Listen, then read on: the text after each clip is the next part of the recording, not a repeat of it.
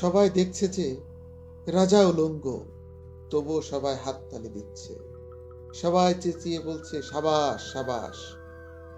কারো মনে সংস্কার, কারো ভয়, কেউ বা নিজের বুদ্ধি অন্য মানুষের কাছে বন্ধক দিয়েছে, কেউ বা পরান্নভোজী, কেউ কৃপা প্রার্থী উম্মেদার প্রবঞ্চক, কেউ ভাবছে রাজবস্ত্র সত্যি অতীব সূক্ষ্ম, চোখে পড়ছে না যদিও, তবু আছে অন্তত থাকাটা অসম্ভব নয়।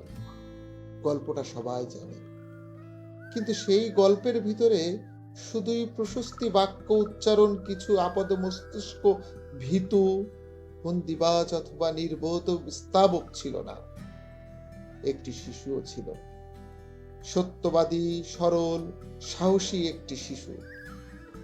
নেমেছে গল্পের রাজা বাস্তবে প্রকাশ্যে রাস্তায়।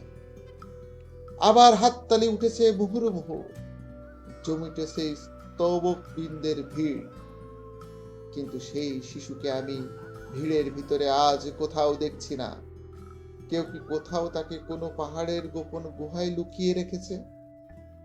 নাকি সে পাথর ঘাস মাটি নিয়ে খেলতে খেলতে ঘুমিয়ে পড়েছে কোনো দূর নির্জন নদীর ধারে, কিংবা কোনো প্রান্তের গাছের ছায়ায়? যাও, তাকে যেমন করেই হোক খুঁজে আনো। সে একবার এই উলঙ্গ রাজার সামনে নির্ভয়ে দাঁড়াক।